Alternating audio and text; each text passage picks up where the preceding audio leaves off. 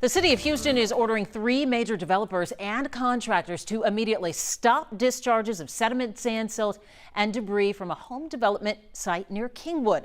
The city claims those discharges during Imelda damaged nearby homes and the city storm system during the storm. Adam Bennett shows us what's next.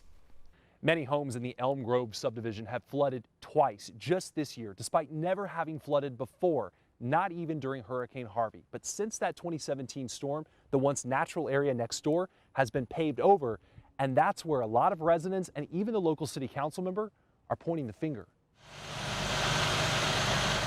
First in May, then September, 2 floods in under 5 months in the Elm Grove subdivision of Kingwood.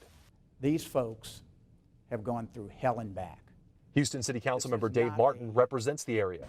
He's heard the same concerns we have from residents. I believe this is the cause of it, 100%. That nearby development could be a factor. After the May floods, homeowners sued Figure 4 partners, accusing them of negligence and violating the Texas Water Code. The company denied those allegations. These houses didn't flood from the street to the front of the house. These houses flooded from their backyards. And what's in their backyard? This development.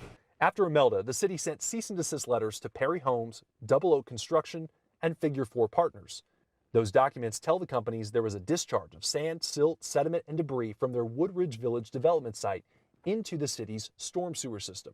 That discharge, city officials say, severely damaged that system and citizens' property and breaks city ordinance. The letters order the parties involved with that project to immediately stop all future discharges from the site.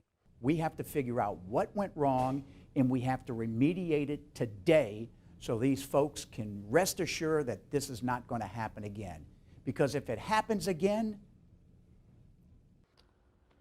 And the council member also wants Montgomery County to help develop a remediation plan along with the developer and the contractor. That's because this site is actually in Montgomery County, even though the homes in Kingwood are in Harris County, which had toughened its building standards. Now, at this point, we've reached out to the companies listed in those cease and desist letters. We have not heard back yet, but we'll be sure to update this story online as soon as we hear back. Back to you.